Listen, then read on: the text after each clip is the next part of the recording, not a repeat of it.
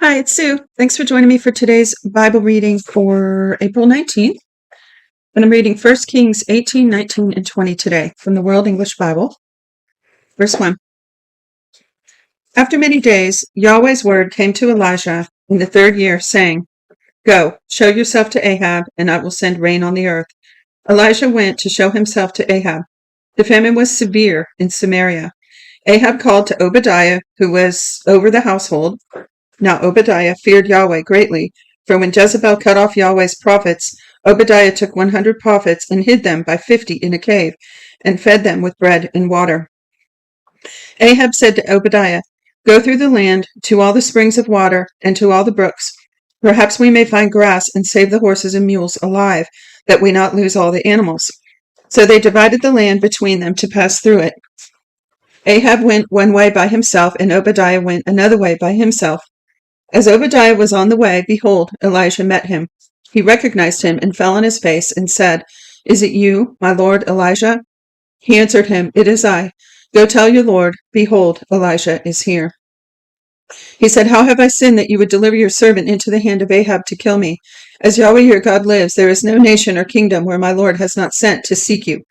When they said he is not here, he took an oath of the kingdom and nation that they didn't find you. Now you say, Go tell your Lord, behold, Elijah is here. It will happen as soon as I leave you that Yahweh's Spirit will carry you I don't know where, and so when I come and tell Ahab and he can't find you, he will kill me. But I, your servant, have feared Yahweh from my youth. Wasn't it told, my Lord, what I did when Jezebel killed Yahweh's prophets, how I hid 100 men of Yahweh's prophets with 50 to a cave and fed them with bread and water? Now you say, Go tell your Lord, behold, Elijah is here. He will kill me. Elijah said, As Yahweh of armies lives, before whom I stand, I will surely show myself to him today. So Obadiah went to meet Ahab and told him, and Ahab went to meet Elijah. When Ahab saw Elijah, Ahab said to him, Is that you, you troubler of Israel? He answered, I have not troubled Israel, but you and your father's house, in that you have forsaken Yahweh's commandments, and you have followed the Baals. So this is interesting. A couple things to note. We have the contrast between how Elijah was greeted between the two men and their different perception of Elijah. Ahab was king. He was wicked king. And I think it said yesterday he was the wickedest so far. And then you have Obadiah, who I believe was the prophet. I'd have to look that up, but I'm assuming it's the same one that we have the book of Obadiah. And as I said the other day, I'm trying to really notate when I see prophets in here. And one other thought came to me when I was listening to this. How Elijah is so bold before the king. When the king said, You're a troubler, he said, I'm not the troubler, you are. And, that was the job of the prophets many times, was to confront the kings. And I recently heard a minister say, when kings and leaders go rogue, the prophets show up. Okay, so that's kind of what's happening here. So he said, Is that you, you troubler of Israel? And he answered, I have not troubled Israel, but you and your father's house, in that you have forsaken Yahweh's commandments, and you have followed the Baals. Now therefore send and gather to me all Israel at Mount Carmel, and 450 of the prophets of Baal, and 400 of the prophets of Asherah, who eat at Jezebel's table. Jezebel being, if you just tuned in and you don't know this part of the Bible, Jezebel is the wife of Ahab. So she's the queen. So Ahab sent all the children of Israel and gathered the prophets together at Mount Carmel. Elijah came near to all the people and said, How long will you waver between two sides? If Yahweh is your God, follow him. But if Baal, then follow him. And that, that's God's word today to followers is, what's it going to be? Either get on one side or the other. Don't waver. You're either going to serve God or you're not. And he lets us know indelibly throughout Scripture which side to choose, because the other one's not nice. It's not a good outcome, because God loves us and he warns us repeatedly. So he's saying to Israel, what side's going to be? If Yahweh is God, follow him, but if Baal, then follow him. The people didn't say a word. Then Elisha said to the people, even I only, am left as a prophet of Yahweh. But Baal's prophets are 450 men. Now, I don't think that was true that he was the only one. But anyway, that's what he said. So he says, let them therefore give us 2 bulls, and let them choose 1 bull for themselves, and cut it into pieces, lay it on the wood, and put no fire under it. And I will dress the other bull, lay it on the wood, and put no fire under it. You call on the name of your God, and I'll call on Yahweh's name. The God who answers by fire, let him be God. All the people answered, what you say is good. Elijah said to the prophets of Baal, choose 1 bull for yourselves, and dress it first, for you are many, and call on the name of your God, but put no fire under it. They took the bull which was given them, and they dressed it, and called on the name of Baal from morning until noon, saying, Baal, hear us. But there was no voice, and nobody answered. They leaped about the altar which was made. At noon Elijah mocked them and said, cry aloud, for he is God. Either he is deep in thought, or he has gone somewhere, or is he on a journey, or perhaps he sleeps and must be awakened. They cried aloud and cut themselves in their way with knives and lances until the blood gushed on them. When midday was past, they prophesied until the time of evening offering. But there was no voice, no answer, and nobody paid attention. Elijah said to all the people, come near to me. And all the people came near to him. He repaired Yahweh's altar that had been thrown down. Elijah took 12 stones, according to the number of the tribes of the sons of Jacob, to whom Yahweh's word came, saying, Israel shall be your name. With the stones he built an altar in Yahweh's name. He made a trench around the altar large enough to contain 2 seahs of seed. He put the wood in order and cut the bull in pieces and laid it on the wood. He said, fill 4 jars with water and pour it on the burnt offering, and on the wood. He said, do it a second time, and they did it a second time. He said, do it a third time, and they did it a third time. The water ran around the altar and also filled the trench with water. At the time of the evening offering, Elijah the prophet came near and said, Yahweh the God of Abraham, of Isaac. How did I lose my place? Okay, Yahweh the God of Abraham, of Isaac, and of Israel. Let it be known today that you are God in Israel, and that I am your servant, and that I have done all these things at your word. Hear me, Yahweh, hear me, that this people may know that you, Yahweh, are God, and that you have turned their heart back again. Then Yahweh's fire fell and consumed the burnt offering, the wood, the stones, and the dust, and licked up the water that was in the trench. When all the people saw it, they fell on their faces. They said, Yahweh is God, Yahweh is God. Elijah said to them, seize the prophets of Baal, don't let one of them escape. They seized them, and Elijah brought them down to the brook of Kishon and killed them there. Elijah said to Ahab, get up and drink, for there is the sound of abundance of rain. So Ahab went up to eat and drink. Elijah went up to the top of Carmel, and he bowed himself down on the earth and put his face between his knees. He said to his servant, go up now and look toward the sea. He went up and looked and said, there is nothing. He said, go again 7 times. On the 7th time he said, behold, a small cloud like a man's hand is rising out of the sea. He said, go up and tell Ahab, get ready and go down so that the rain doesn't stop you. In a little while the sky grew black and clouds and wind, and there was a great rain. Ahab rode and went to Jezreel. Yahweh's hand was on Elijah, and he tucked his cloak into his belt and ran before Ahab to the entrance of Jezreel. Ahab told Jezebel all that Elijah had done and how he had killed all the prophets with the sword. Then Jezebel sent a message to Elijah, saying, so let the gods do to me, and more also, if I don't make your life as the life of one of them by tomorrow about this time. When he saw that, he arose, ran for his life, and came to Beersheba, which belongs to Judah, and left his servant there. But he himself went a day's journey into the wilderness, and came and sat down under a juniper tree. Then he requested for himself that he might die, and said, it is enough. Now, O Yahweh, take my life, for I am not better than my fathers.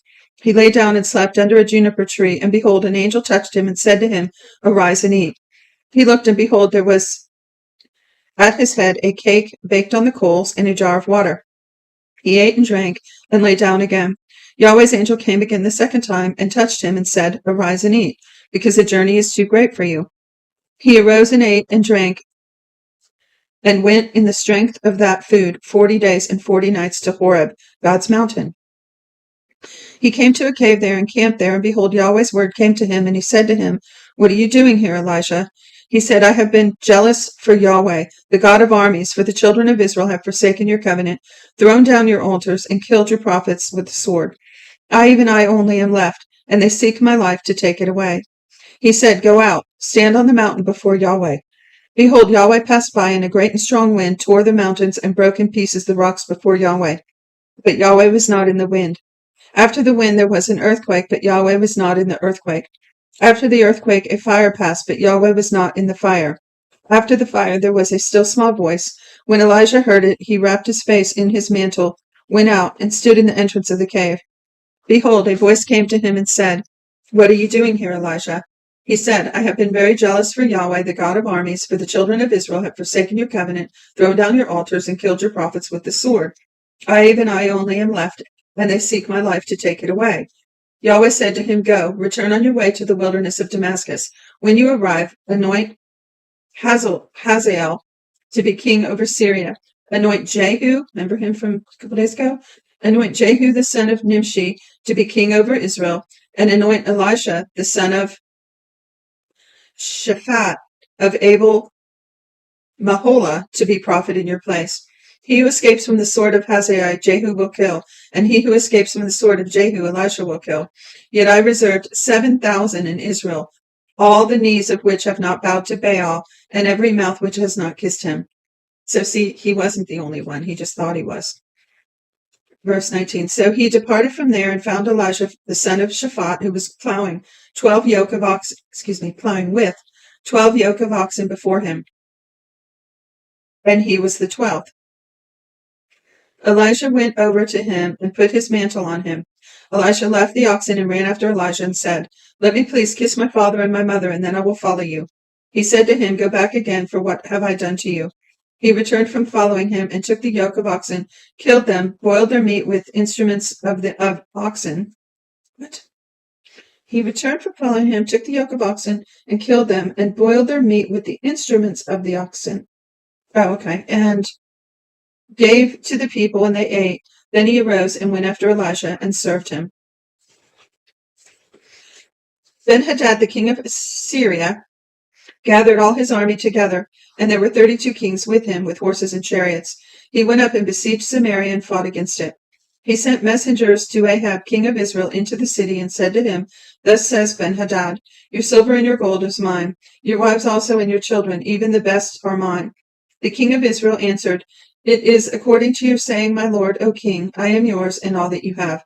The messengers came again and said, Ben-Hadad says, I sent indeed to you, saying, You shall deliver me your silver and gold and your wives and children, but I send my servants to you tomorrow about this time, and they will search your house and houses of your servants. Whatever is pleasant in your eyes, they will put it in their hand and take it away. Then the king of Israel called all the elders of the land and said, Please notice how this man seeks mischief, for he sent me for my wives and my children and my silver and my gold, and I didn't deny him. All the elders and all the people said to him, Don't listen, don't consent. Therefore he said to the messengers of Ben-Hadad, Tell my lord the king, all that you sent for to your servant, at the first I will do, but this thing I cannot do.